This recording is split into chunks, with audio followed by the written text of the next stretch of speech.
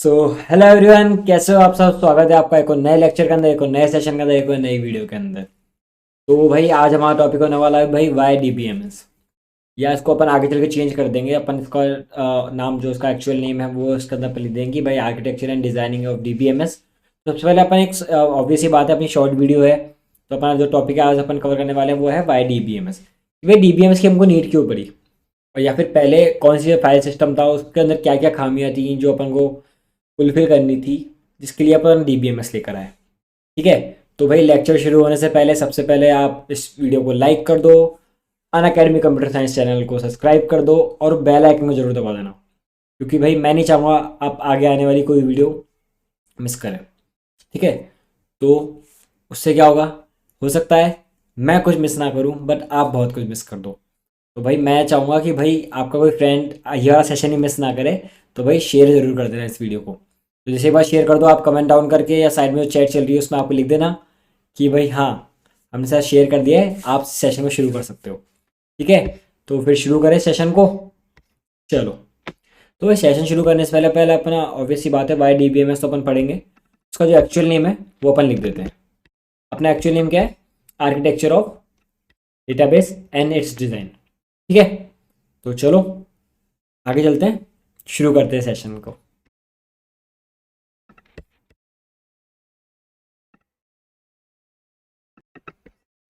तो पहले अपन जान लेते हैं कि भाई क्यों क्यों अपन ने डीबीएमएस लिया, मतलब वाई डीबीएमएस, मतलब क्यों अपन डीबीएमएस ही यूज़ कर रहे हैं। भाई ऑब्वियस सी बात है, उसकी बहुत सारी चीज़ें भी हो सकती हैं। आप डीबीएमएस की जगह आप फाइल सिस्टम क्यों यूज़ नहीं कर रहे हैं, डीबीएमएस ही क्यों यूज़ कर रहे हैं। या डीबीएमएस के आने से पहले कुछ तो चीज़ रही होगी जिसके ऊपर आपने या आपके प्रीवियस वाले जो लोग थे, जो आपके ना पहले की जो टेक्नोलॉजी थी वो कहाँ पे अपना डेटा स्टोर करती थी। और अगर डेटा अगर स्टोर हो ही रहा था पहले भी, तो ऐसी क्या प्रॉब्लम्स आई कि उनको भाई एक डेटाबेस मैनेजमेंट सिस्टम नाम की एक चीज़ का है ना आपको नया इवॉल्व करना पड़ा, या नया इन्वेंट करना पड़ा, या ये मान लो डेवलप करनी पड़ी। ठीक है, तो भाई वो जानते हैं। अब बेसिकली हुआ क्या था, फाइल सिस्टम अपन यूज़ करते थे। ठीक है, तो भाई अपन क्या यूज़ करते थे उस टाइम पे, फाइल सिस्टम।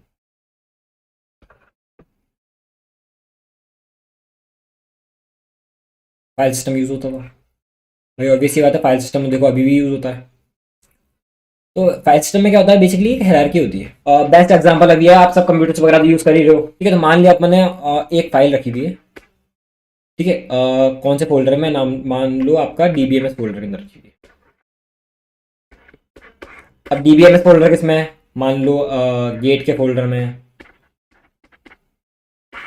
ठीक है, और गेट वाला फोल्डर किसमें है, मान लो आपकी डी ड्राइव में है। ठीक है, डी ड्राइव किसमें है, मेन मेमोरी में। अब इसकी हायरार्की कैसे होगी कि भाई पहले तो आपका मेन वो आ गया, देन आपकी ना डी ड्राइव आ गई, है ना। एक शायद छुप रहा होगा पीछे मेरे, डी ड्राइव आ गई, देन आपकी है ना आपका गेट वाला फोल्डर आ गया। तो ऐसे करके क्या है ना, ऑब्वियस सी बात है अपनी है ना स्टेप बाय स्टेप वो बनता जाएगा। अब लास्ट में क्या डीबीएमएस फाइल आ गई, तो ये एक तरीके से ना स्टोर कर जाती है फाइल सिस्टम के अंदर। ठीक है, अब यूआई सिस्टम के अंदर भाई इशू क्या आता था, रियल टाइम मैंने कहा था भाई साथ साथ में अपन एग्जांपल देते चलेंगे।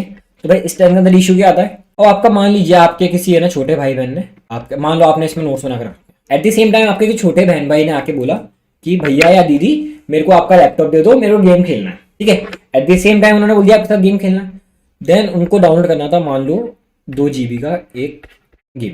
तो उस बीच में क्या हुआ, मान लो उनको आना आपका ये स्टोरेज रखा हुआ था, मान लो आपका डीबीएमएस के नोट्स वगैरह रखे हुए थे बहुत ज़्यादा, आपके सारे गेट के नोट्स रखे हुए थे। आपके अप्रोक्सीमेट थे वो 1 GB के आसपास, है ना, GB के आसपास। इसके अंदर आपकी वीडियोस भी थी, आपकी है ना हैंड रिटन नोट्स भी थे, या पीडीएफ वगैरह थी। तो एट द सेम टाइम क्या करा आपके छोटे बहन भाई ने, भाई वो फोल्डर जाके कर दिया डिलीट। ठीक है, फोल्डर जाके कर दिया डिलीट। अब ये सारा डेटा तो आपका भाई गायब हो गया, क्योंकि भाई उनको गेम डाउनलोड करना था। तो इसमें क्या हुआ, एक तो सबसे बड़ी वो क्या है आपका सबसे बड़ा ब्रीच आया, सिक्योरिटी ब्रीच, है ना, सिक्योरिटी ब्रीच आ गया। तो भाई अपन लिख लेते हैं कि भाई इसमें फाइल के अंदर अपना एक इशू आता है, इसको अपन कहते हैं security breach, security breach. Second और क्या क्या चीज़ें आई कि भाई कोई भी एक्सेस कर सकता है, कोई ऑथराइज्ड वो ही नहीं है। और क्या सीन है, मान लो आप फाइल सिस्टम के अंदर डेटा स्टोर कर रहे हो, तो वो डेटा क्या होगा, सबको विजिबल होगा, सबको यूजर होगा, visible to all users. Obviously बात है, आप अपने पीसी के अंदर जो भी आप फोल्डर वगैरह रखते हो वो सबको विजिबल होते हैं। ऐसा तो नहीं भाई आपने स्टोर करा कि भाई वो और किसी को विजिबल नहीं होगा। हाँ माना हाइड करने के वो होते हैं, बट ऑब्वियसली बात है ना, अगर सामने वाला आप पे इतना इंटेलिजेंट हो वो आराम से उसको चेक कर सकता है ना। चलो भाई एक ये चीज़ हो गई। सेकंड आपका आ गया कि अपन मान के चले कि अपन ने ले लिया एक एग्जांपल लेते हैं कि अपना इसका कोई साइट का नाम लो, जैसे अपन कोई चीज़ डाउनलोड करते हैं, यानी आपको म्यूजिक वो है आपका, आपको कोई गाना डाउनलोड करना है, यानी मान लो कोई सॉन्ग डाउनलोड करना है, आपकी कोई फेवरेट वेबसाइट मान लो कोई भी आपकी यहाँ सॉन्ग की वेबसाइट है, यहाँ से आपको क्या करना है, आपको कुछ डाउनलोड करना है, कहाँ पे करना है, अपने एक पीसी के अंदर, ठीक है। तो भाई ये हो गई वेबसाइट। तो मान लीजिए ये सारा है ना इसने एक जगह स्टोर करके रख रखा है किसी एक ड्राइव पर। एट द सेम टाइम क्या होगा, मान लो आपने इसको रिक्वेस्ट भेजी और ये डेटा है कुछ आपका मान लो 500 GB के आसपास का। भाई ऑब्वियस ही बात है, इसने 1995 से 1950 से लेकर आपके 2023 तक के सारे सॉन्ग्स इसने डाउनलोड करके रख रखे हैं। अब इसने आपको भेज दिया पूरा कि भाई आप अपना है ना सर्च कर लो और आपको जो चाहिए वो अपना कॉपी कर लो, बाकी डिलीट कर देना। तो एट द सेम टाइम मान लीजिए आपके पास इतना स्टोरेज नहीं है, जीबी आपके पास में नहीं है, तो भाई ये तो एक इश्यू हो जाएगा ना। ऑब्वियस ही बात है, मान लो अपन को चाहिए, मान लो कितने का हो गया, मैक्स टू मैक्स एक कितना होगा 12 MB का होगा एक सॉन्ग, 12 MB का चाहिए, बट उसके चक्कर में अपन को कितना पूरा डाउनलोड करना पड़ रहा है। तो एक ये इश्यू हो गया। इसके बदले में क्या करा डीबीएमएस ने क्या करा कि भाई सारा डाउनलोड करने की जरूरत नहीं है, मैं एक सर्वर बनाता हूँ जिसके अंदर ना आपका सारा डेटा स्टोर रहेगा। भाई मान लो आपको 2 MB की जरूरत है, या ले लेते हैं 2 MB की जरूरत है, या 12, चलो उसको सेम को लेते हैं, 12 MB की जरूरत है। तो एट द सेम टाइम सारा डेटा यहाँ पड़ा रहने दो, आपको जितना डेटा चाहिए सिर्फ उतना डाउनलोड कर लो। तो भाई अपने पीसी में कितना डेटा अपन ने यूज करा, सिर्फ 12 MB, सिंपल। तो भाई एक ये इश्यू भी आ गया, तो अपन इसको भी काउंट कर लेते हैं। कौन सा इशू आ गया साइज का, साइज का भी इशू आया, ठीक है भाई। और क्या क्या इशू है, अपने इश्यूज आते हैं इसमें फाइल सिस्टम के अंदर। मान लो प्राइवेसी वाला मैंने समझा ही दिया कि ओके क्लाउड स्टोरेज का एग्जाम्पल इसमें, क्योंकि भाई आपका ना मान लीजिए आप एक जगह बैठे हो, आपको दूसरी जगह आपको है ना एक्सेस करना है, और आपको ये तो पता नहीं है कि भाई आईआरसीटीसी का डेटा कहाँ रखा हुआ है। ऑब्वियसली बात है, नहीं पता ना। अब ऐसा तो नहीं है भाई आपने डिमांड करी उनको एक चीज़ की, आपने उन्होंने सारे पैसेंजर का वो भेज दिया। भाई उनका जो पोर्टल बना हुआ है उस पर आप अपना पीएनआर डालोगे तो भाई आपको ही बताएगा ना सिर्फ कि आपकी सीट कंफर्म हुई है या वेटिंग के अंदर है स्टिल।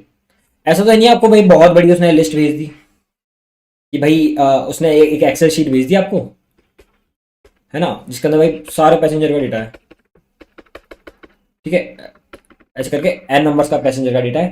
भाई आप अपना सर्च कर लो, है ना। ये मान लो हो गए भाई एक टाइम पे कितने लोग ट्रेवल करते हैं, मान लो एक ट्रेन के अंदर आपने n नंबर्स वो कर रहे हैं ट्रेवल।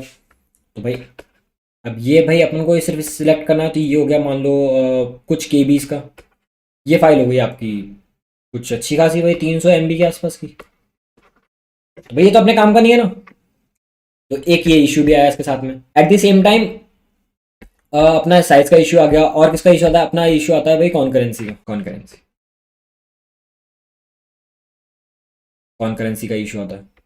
अब कॉन्करेंसी क्या होता है कि when we have to perform too many task at a same time, ठीक है। तो भाई कॉन्करेंसी का इशू आता है, किसमें था भाई, ओल्ड मैनेजमेंट सिस्टम है उसका अपना का फाइल, एक सेकंड लो, हाँ ठीक है, इसके अंदर इशू आता था। अब क्या इशू आता था, मान लीजिए आपके पास एक बैंक है, भाई दे दो कोई बैंक का एग्जांपल दे दो।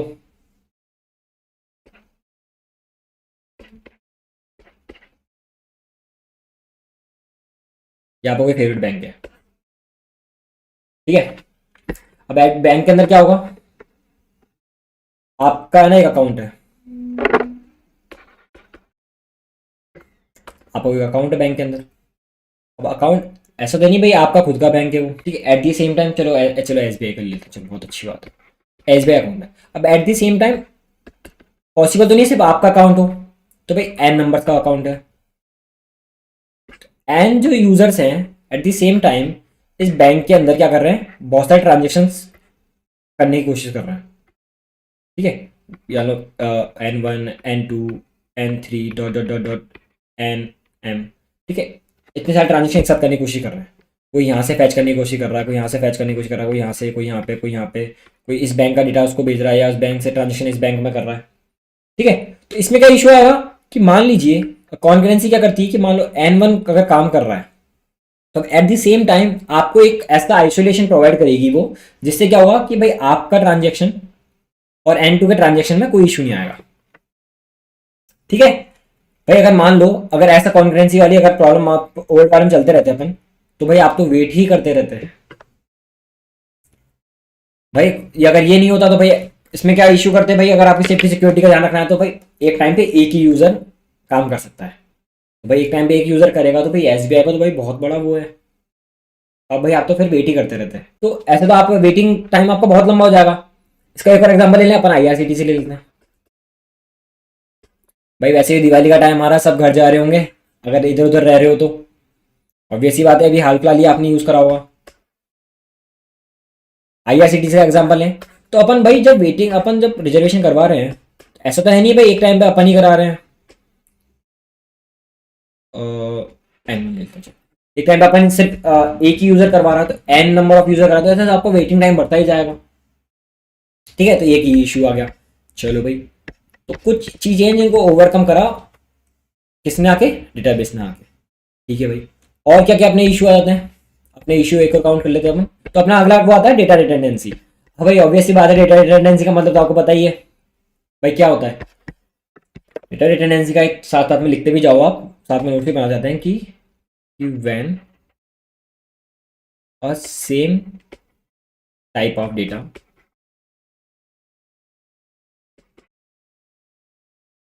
is stored in two different places, और मोर कर देते हैं सब, ये मोर भी हो सकती है, ठीक है। डेटा रिटेंडेंसी का मतलब होता है क्या, ऑब्वियस ही बात है अपनी लैंग्वेज में उसको कह देते हैं भाई डुप्लीकेसी,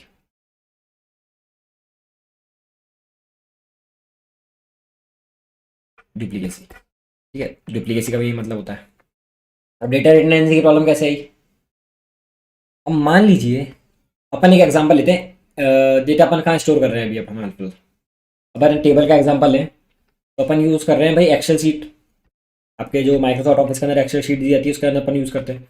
तो मान लीजिए ये होगी आपकी शीट 1, और एट द सेम टाइम आपके पास आ गई शीट 2, है ना। तो ये आपकी एक शीट हो गई, है ना भाई। बहुत सारे आपके है ना कॉलम्स हो गए, N नंबर्स ऑफ रोज हो गई। भाई किसी को पता है एक्सेल शीट के अंदर मैक्सिमम नंबर ऑफ कॉलम्स और मैक्सिमम नंबर ऑफ रोज कितनी होती हैं? चलो फटाफट सर्च करो, अगर नहीं पता तो भाई एक बार रख लेना कि भाई N नंबर्स नहीं होती है, एक स्पेसिफिक अमाउंट की होती है, एक स्पेसिफिक इनकी भी एक लिमिट होती है, ठीक है। तो ये अपनी 2 शीट्स हो गई। तो मान लीजिए इन 2 शीट्स के अंदर सीन क्या है कि भाई सिमिलर टाइप का डेटा स्टोर कर रखा है उन्होंने, कि मान लो यहाँ पे अपना किसका नाम ले अपन, अपना है ना इनका डेटा यहाँ रखा हुआ है, यहाँ पे भी उनका डेटा रखा हुआ है द सेम टाइम। तो भाई ये मान लो अभी तो भाई एक जगह ही है ना, 2 ही टेबल है अपने पास। अब एट द सेम टाइम मान लीजिए आपकी N नंबर ऑफ टेबल्स आ गई, या N नंबर ऑफ प्लेसेस है जहाँ पे डेटा स्टोर है। तो भाई कोई सुपरवाइजर नहीं है इनका, ठीक है। इन सब चीज़ों का कोई सुपरवाइजर नहीं है कि जो इनको चेक करे, ठीक है। तो ये डेटा जो यहाँ पुट करा हुआ है इनको चेक करने वाला नहीं है, एज नो मैनेजर, कोई मैनेजर नहीं है कि भाई चलो यहाँ भी पुट हो गया, अपन को पता ही नहीं है, यहाँ भी पुट है, यहाँ भी पुट है, यहाँ भी पुट है, यहाँ भी रख रखा हमने सेम डेटा, रिटेंडेंसी बढ़ती रहती है।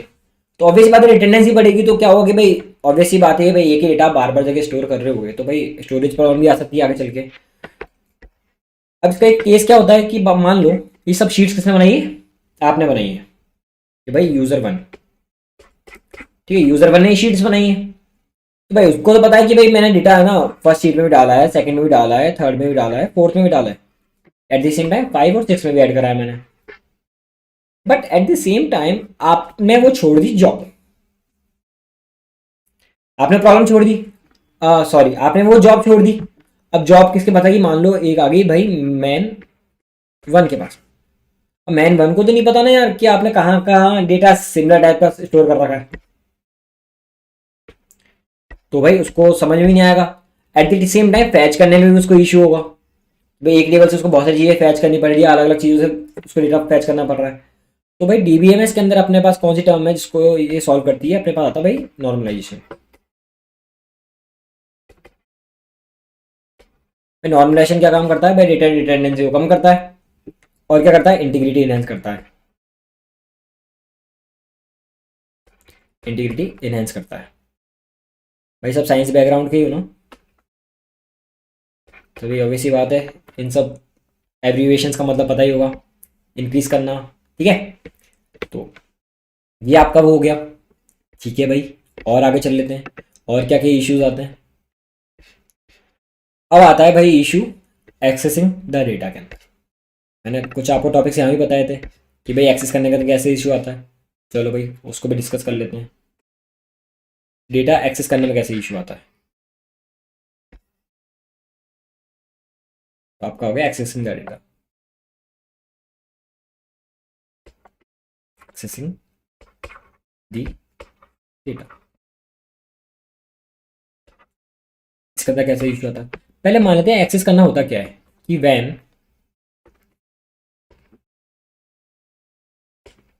when a user want to fetch or retrieve a data from the storage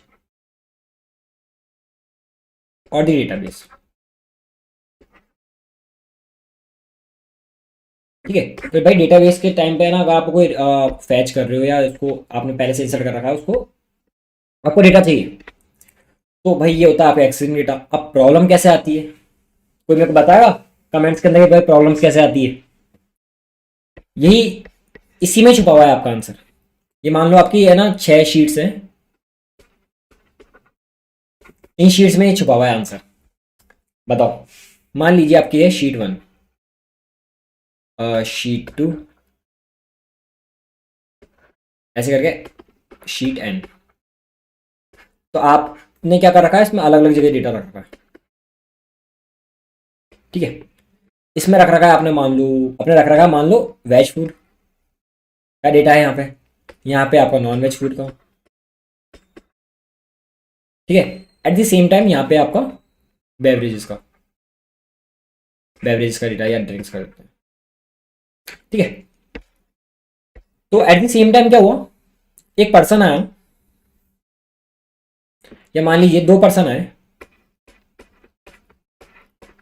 इसमें एक है वेज, एक है नॉन वेज, और एक थर्ड पर्सन भी है जिसको भाई मान लो कोई शेक वगैरह भी पीना है, ठीक है। तो भाई 3 दोस्त चले हैं शाम को भाई घूमने, जो भाई पंजाब साइड से उनको पता होगा गेड़ी मारने चले हैं, या फालतू ऐसे ही रात को कहीं खाना खाने के बाद में टहलने निकले, या खाना खाने निकले किसी का बर्थडे था, ठीक है। एट द सेम टाइम क्या हुआ कि भाई तीनों ने बोल दिया कि भाई मैं खाऊंगा वेज, एक ने बोल दिया मैं खाऊंगा नॉन वेज, एक ने कहा भाई मैं सिर्फ शेक पीऊंगा, मैं खाना खा के आया हूँ घर से।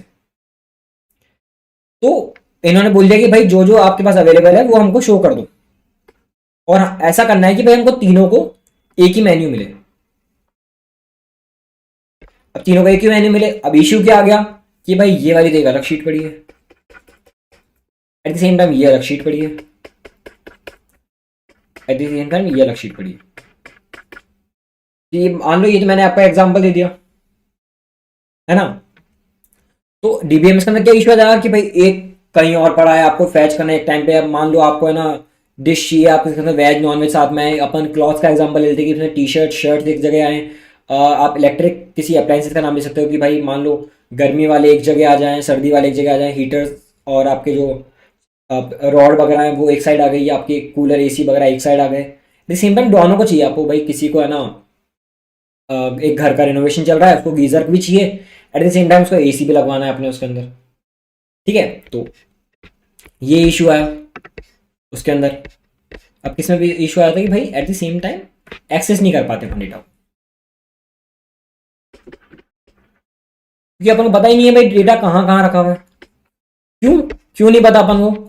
क्योंकि ऑब्वियस सी बात है, इसका कोई मैनेजर नहीं है भाई। एक तो भाई एसक्यूएल या डेटाबेस का अपन अपन माने, है ना, उसको पता है ना कि भाई मैंने इस टेबल के अंदर यहाँ यहाँ डेटा पुट कर रखा है।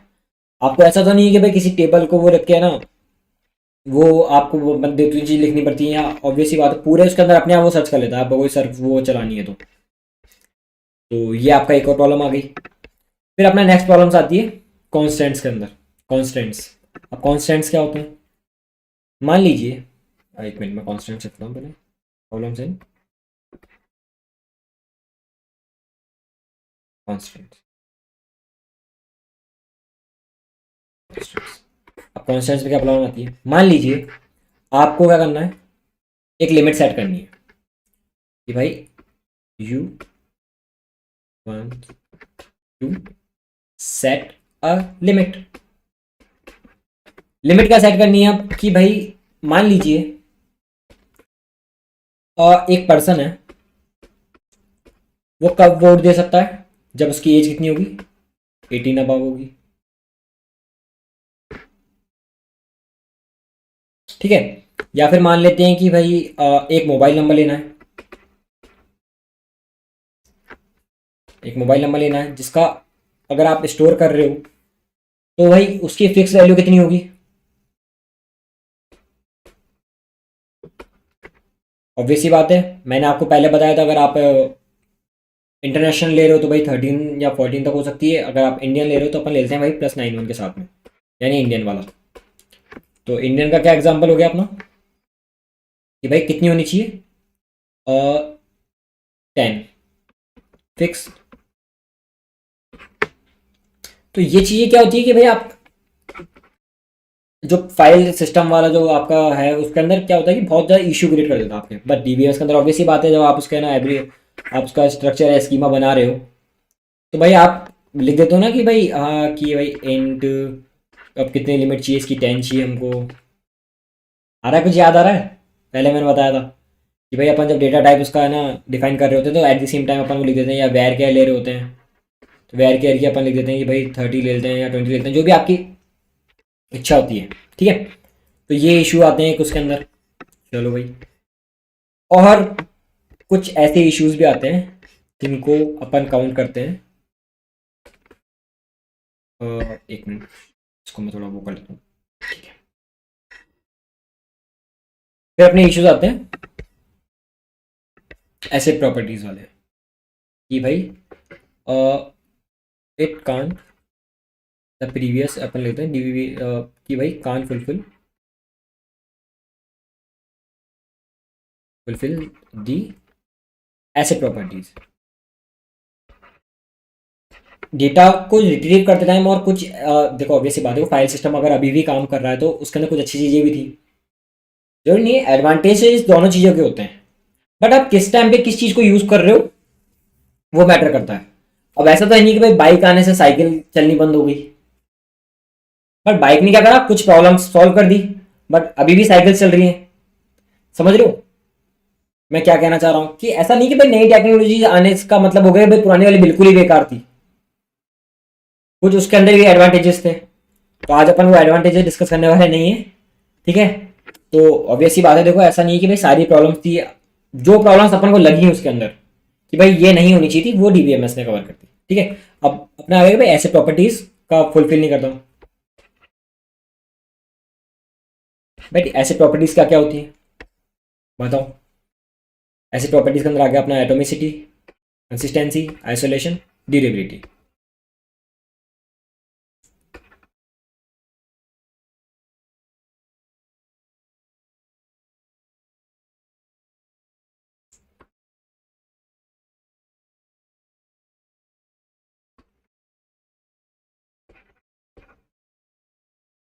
एटोमिसिटी, ठीक है। तो भाई ये चार आपके वो जाते हैं। अब ऑब्वियस सी बात है कि भाई एटोमिसिटी क्या होता है, कंसिस्टेंसी क्या होता है, आइसोलेशन क्या होता है, ड्यूरेबिलिटी क्या होता है।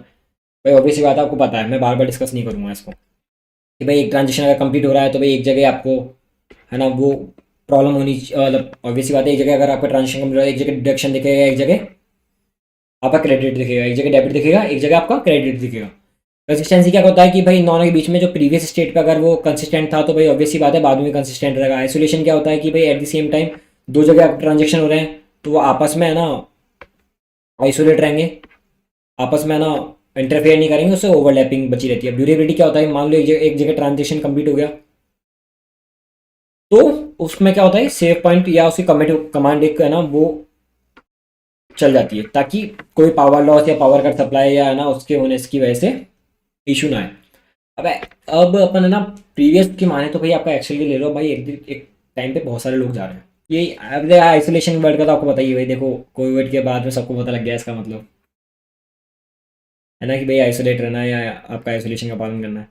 तो भाई दो ट्रांजेक्शन बीच में वो नहीं आया। अब ड्यूरेबिलिटी कब काम आती है, मान लीजिए आपने क्या करा, सारे कोर्स कंप्लीट कर लिया, ठीक है, डीबीएमएस पढ़े जा रहे हो पढ़े जा रहे हो, या एक काम करो, एक एग्जांपल लेता हूँ बढ़िया सा।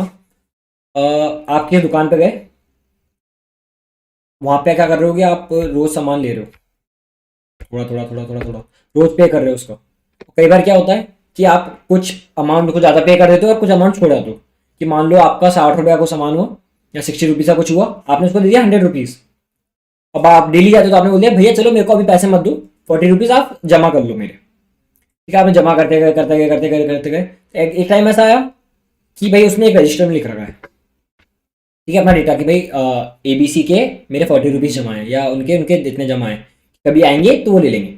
अब क्या हुआ कि भाई बारिश आ गई बहुत ज़्यादा, या मान लो आग लग गई या बहुत ज़्यादा सर्दी हो गई है, तो उन्होंने क्या करा उस रजिस्टर के पेजेस फाड़ के ना उसमें आग के अंदर उन्होंने वो एज अ इग्निशियन उसका काम करना शुरू कर दिया, इसके भाई फ्लेम उसकी बढ़ती रही। आपने अपना सारा रिकॉर्ड में जला दिया। फिर आप एक दिन आए भैया मेरे 400 रुपये हो गए थे, मेरे को सामान दे दो बदले में। उसने बोल दिया कि उनका कोई बेटा बैठा हुआ था उस दुकान पे कि भैया आपके कौन से 400 रुपये, मेरे पास तो कोई रिकॉर्ड नहीं है। तो भाई ड्यूरेबिलिटी क्या होता है कि भाई सेव पॉइंट करना बहुत जरूरी होता है। भाई आपका तो 400 रुपये का नुकसान हो गया ना उस टाइम पे, ये हो गया सेव पॉइंट करना कि भाई आपका डेटा एक सर्वर में उसने स्टोर कर दिया या एक जगह पे ऐसे स्टोर कर दिया ताकि अगर कुछ भी डेटा डिलीट होता है तो आपको इशू ना हो। चलो भाई आइसोलेशन का पालन नहीं करता, ठीक है, एक और चीज़ समझ में आ गई, सॉरी हाँ, ऐसे प्रॉपर्टीज़ का वो नहीं करता है। चलो अब क्या इशू आता है, अब इशू आता है कि भाई सिक्योरिटी प्रॉब्लम मैंने आपको बताई दी। अब सिक्योरिटी प्रॉब्लम्स के अंदर क्या होता है,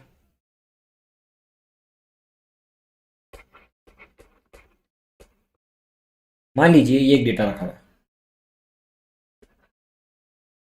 इसका डेटा है ये यूनिवर्सिटी, ठीक है, यूनिवर्सिटी का डेटा रखा हुआ है। चलो इसको थोड़ा ढंग से ड्रॉ कर लेते हैं, पढ़ ही रहे हैं तो ताकि आप साथ साथ में बनाते भी जाओ, ठीक है। तो भाई अपन ने बनाया एक यूनिवर्सिटी का डेटा,